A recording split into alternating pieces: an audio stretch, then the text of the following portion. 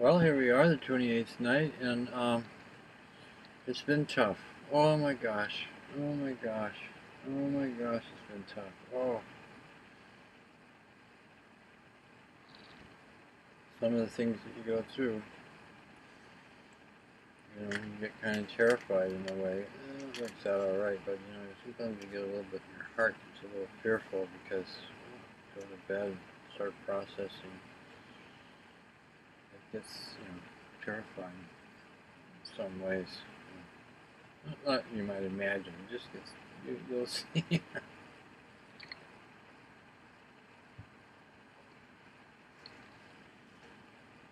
um. So I don't know, mankind, Charles. How stupid it was. What stupid thing. Now here's a funny thing I've been thinking. Take a stupid thing that you did in the beginning, man. Now God comes to save you.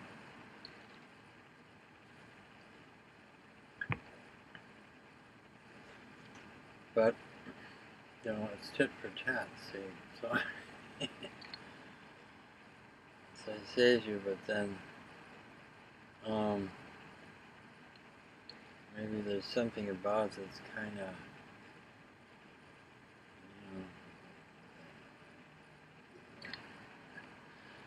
so it gets tough. Yeah. Anyway, 2 more days to go, and don't know what's going to happen, but I'm trying to make it through. So anyway, yeah, it's you want drama, you want excitement, and that's the way you can get them. This month, get them from doing the fast. Oh, yeah.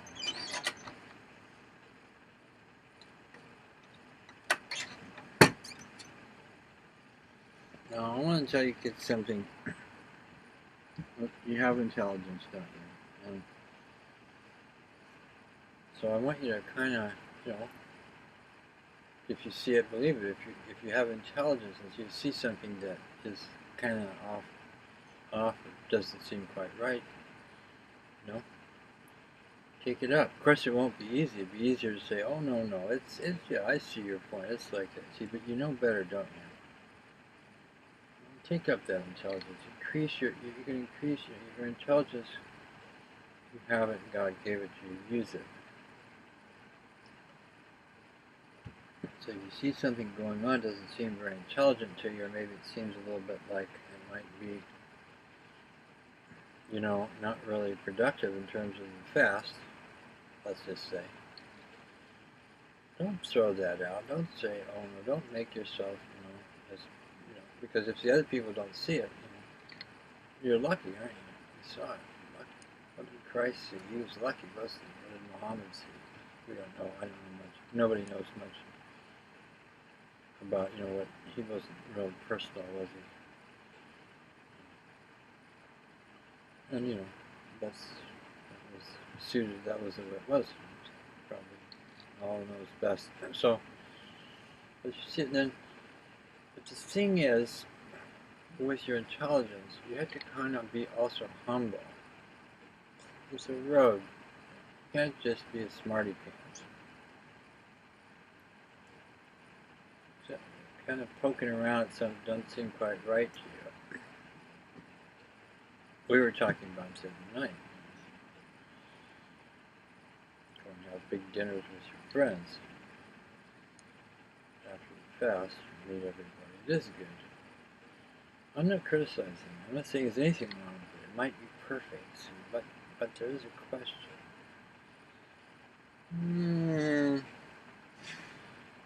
Eat too much and you have to process the food, don't you? So your soul, because you don't think those terms, and it's good too. It's good to just think normal, but I mean, in the food comes from different places. There's different fillings on it, and all kinds of things are there.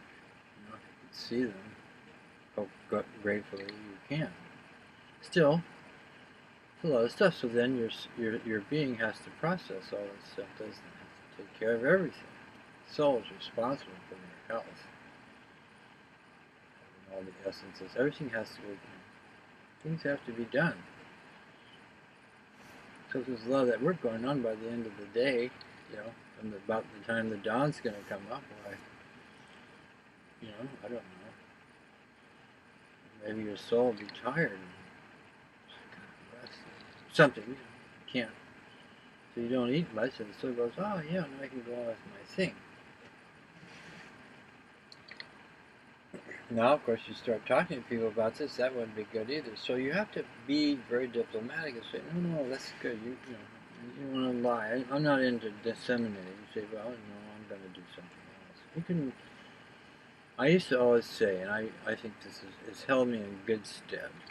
And whether it was actually the true thing, I think at some point I was pretty sure it was, and but I've kind of forgotten why I. But my thing was this: I said, well, Christ came, because I'm Western, so we reference a lot of things to Christ. I said, well, Christ came because and he died, so I don't have to sin. So because of Christ, as I say, I can't remember, but I realized it at the time. But so I didn't come here. I didn't come here to lie, cheat, steal, and I don't have to. I'm not going to. And I found the guidance of God that you can actually go through and not have to, and without becoming some sort of obnoxious brat or anything. You can get through life quite well, and people will respect you, and you'll have a good relationship with them without lying. For instance, you have to be surrendered to God. God knows how to do these things. You don't. So suppose that you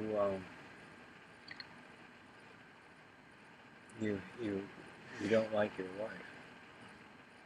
You're going through a period, you don't like her. You just don't like her. And you've been kind of thinking about it a little bit. I really don't like her. I wish I hadn't married her. She does this and she does that. And she doesn't. Maybe if you're real interested in worshiping God and she isn't, well, she doesn't, she's not on the same path that I'm on. I can't have her for companion because she'd rather go, do this or that. And you're just kind of really off of your wife. And then, see, because God knows the situation, test you. So right in the middle of all this thinking that you're doing or feeling that you're having is not good.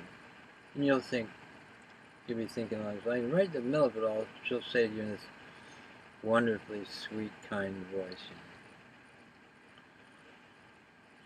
Mahmoud, do you love me?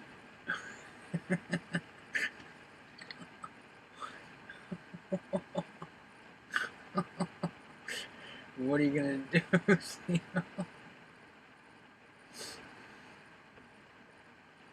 So,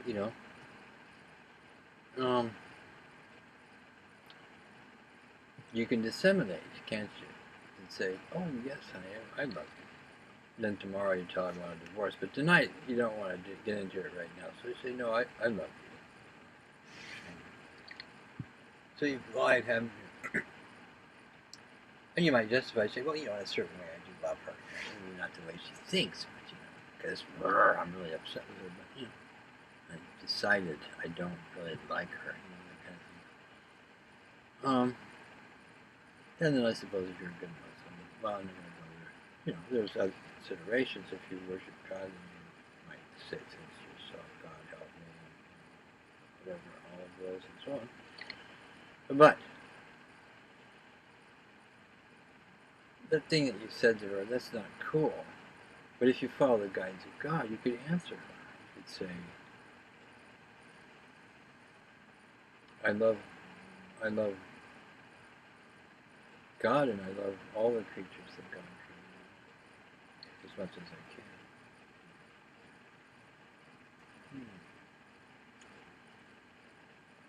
can. Because, see, because now you got into content.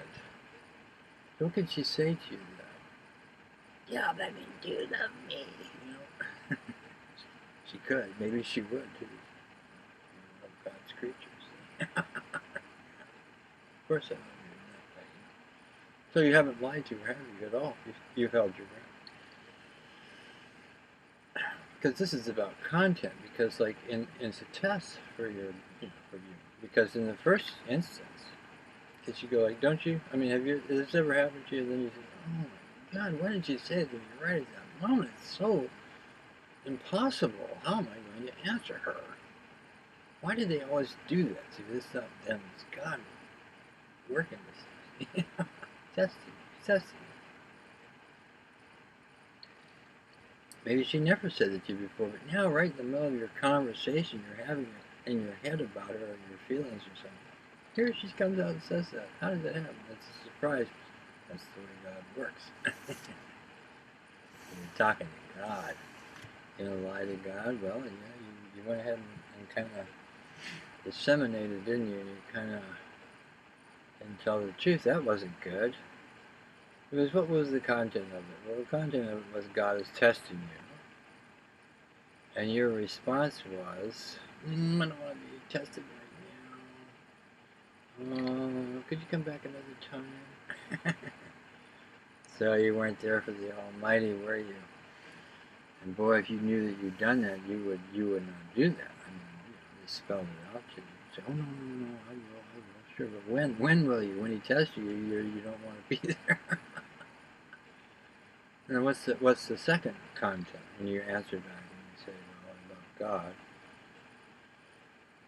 and I love all His creatures and everything that He created, what might come to you from the right place.